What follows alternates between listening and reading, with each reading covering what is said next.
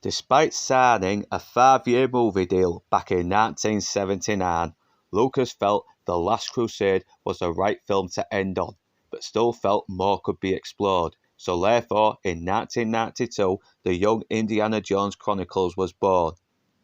I hear it was okay, but it was an episode featuring Harrison Ford returning as an older Dr. Jones in 1950s Wyoming that convinced George Lucas a fourth adventure could still work. Spielberg was skeptical, but was later convinced. For years they worked on draft after draft, with Lucas suggesting a more sci-fi B-movie feel to complement the 1950s setting, using aliens, interdimensional beings, because putting aliens in a franchise centered on religious occults was always going to work. Just like that BBC interview with Andrew Tate.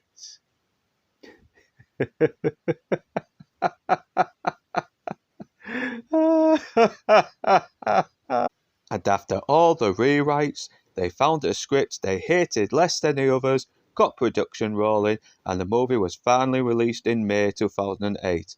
And boy, do many wish they hadn't even bothered. But like that dodgy curry teamed with the shots and other various alcohol beverages I consumed last night, let's get through this shit. Indiana Jones and the Kingdom of the Crystal Skull opens in the 1950s. Indy is captured with his friend Mac. They're brought to Area 51 to help some commie wrench named Irina Spalko find some secret alien crap. Mac turns out to be a traitor. Indy escapes, evading capture during a pretty cool action scene. Accidentally walks into a nuclear testing site, escapes the blast by getting into a fridge and avoids radiation poisoning, gets questioned by the government before being sent home, gets placed on leave from the college he works at, reminisces with Marcus's replacement Charles Stanforth before meeting up with a greaser called Mutt, and agreeing to help him find an old friend called Harold Oxley who went missing searching for the Crystal Skull. Oh, and Spalko and her comrades get involved also. Harrison Ford. He slips back comfortably into the role, but somehow he doesn't feel the same. He's no longer the vulnerable hero, nearly escaping intense, dangerous situations by the skin of his teeth. His approach to danger is too casual, even besting the big heavy with no problem, even making it to the end without even a blemish or scratch. While in the previous movies, he became weary, beaten, tired from his life-threatening encounters. It grounded him, made us love him even more, fear for him, making the experience more rewarding when he finally made it out. Shia LaBeouf is unconvincing as Greaser Mutt, who we later found out is Indy's son. And despite Shia doing his best, he just doesn't have that same chemistry with Ford the way Connery and Quan did in the previous, and the father and son relationship is never developed enough to make me care. He was obviously cast due to his success with Transformers, but the mediocre script just didn't help matters, especially with the rest of the brilliant cast. The usually great Cate Blanchett is forgettable as Spalko, trying to do her best to elevate whatever mediocre material she was handed. The late John Hurt is just there to be a crazy plot device. Ray Winston is fucking pointless as Backstabber Mac. But the biggest crime of all is the clumsy attempt of bringing back Karen Allen as Marion. Honestly, I felt she could have been cut out and the movie wouldn't have been any different. Everything that made her character so appealing in Raiders, including her chemistry with Ford, is gone. We do get a bit of exposition about what her character had been up to after Raiders, but after that, she's just there. Maybe if she had shown up earlier, been given a bit more time to develop her reconnection with Indy, it would have brought more emotional stakes, making the moment they finally marry feel more impactful.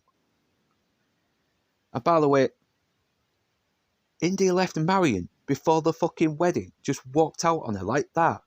And Marion didn't tell Indy she was pregnant, only to tell him fucking years later in a dangerous situation.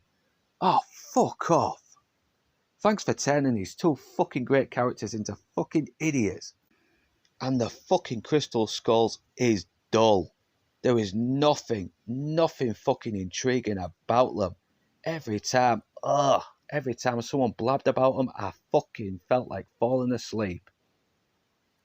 The action is reduced by an over-reliance of horrible, fake-looking CGI, robbing them of any real sense of threat or tension, and is such a major step back from Terry Leonard going under a fucking truck in Raiders of the Lost Ark. And don't get me started on that fucking monkey swinging crap. There are still some good things I liked. The opening action scene, the college campus chase, John Williams' score, and the scene where Indy and Stanforth reminisce of the loss of Henry Jones and Marcus Brody. It's a poignant, touching scene with two aging men coming to terms with the fact that their best years may be behind them, and Jim Broadbent does a decent job filling in the shoes left empty due to the passing of Denholm Elliott. But sadly, it doesn't change the fact that it's a dull, hollow waste of time and talent made by people who were and still are capable of doing better. But I will give it this. Unlike the spoiled, narcissistic divvies behind the latest indie release, trying to destroy everything that made this franchise great, at least this was done with some good intentions. And despite feeling forced, it was still uplifting to see Indy and Marion finally marry and walk off into the sunset to live a happy life together. Right, that's me done. I'm off down to the pub.